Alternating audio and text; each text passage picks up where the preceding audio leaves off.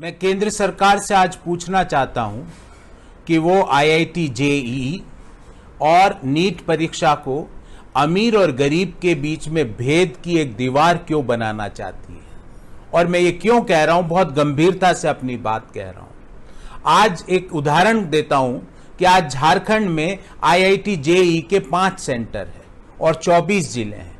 कम से कम 10 जिले ऐसे हैं जहां से नियरेस्ट जो परीक्षा सेंटर है वो 200 किलोमीटर से ज्यादा की डिस्टेंस का है।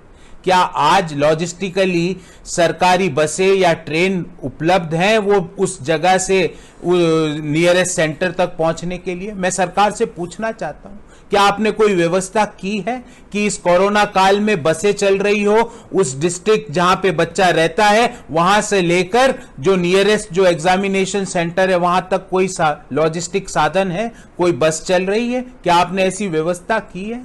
क्या आपने राज्यों को कॉन्फिडेंस में लिया कि किस तरह इस परीक्षा के लिए 25 लाख लोग इधर से उधर जाएंगे? क्या आपने उसकी ब्लूप्रिंट बनाई? क्या प्लानिंग करी? क्या आपने इस चीज की प्लानिंग करी कि जो SOPs आपने परीक्षा के लिए बनाए उसको आप एग्जीक्यूट कैसे करोगे कि वो सिर्फ SOPs सिर्फ कागजी SOPs होंगे?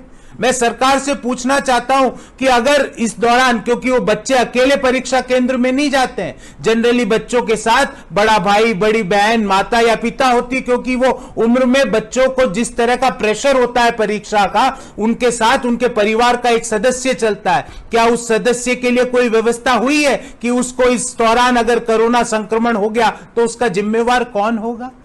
देखिए, कोई भी बच्चा और कोई भी अभिभावक परीक्षाओं के खिलाफ नहीं है।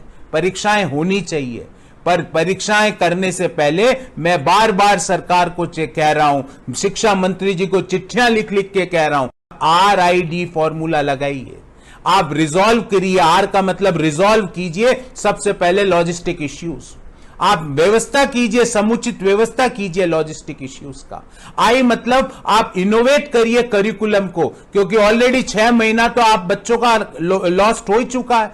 तो ये 6 महीने की भरपाई आप आगे आने वाले 2 साल में किस तरह करोगे? पूरा करिकुलम डिजाइन करके और बच्चों को कम्युनिकेट कीजिए। तो R मतलब resolve the logistic issue, I मतलब innovate the curriculum and communicate that curriculum with the students, and last D मतलब deliver कीजिए।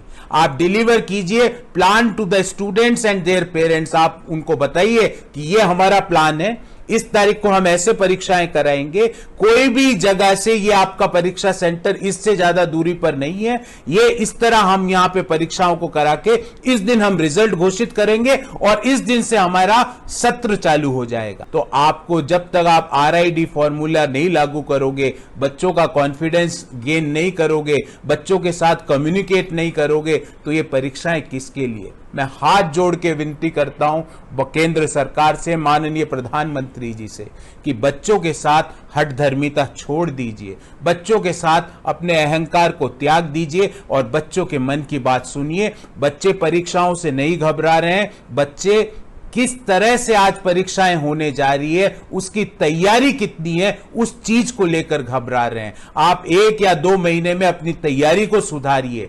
उस तैयारी को सुधार के अगर आप परीक्षाएं कराएंगे तो बच्चे भी खुश रहेंगे, उनके अभिभावकों को भी पता रहेगा और बच्चों के सामने पूरा खाका आप प्रेजेंट कर दीजिए कि इस तरह परीक्षा होगी, इस तारीख को रिजल्ट आएगा और इस तारीख से एकेडमिक सत्र यूनिवर्सिटीज, इंस्टीट्यूट्स और मेडिकल कॉलेजों का चालू होगा।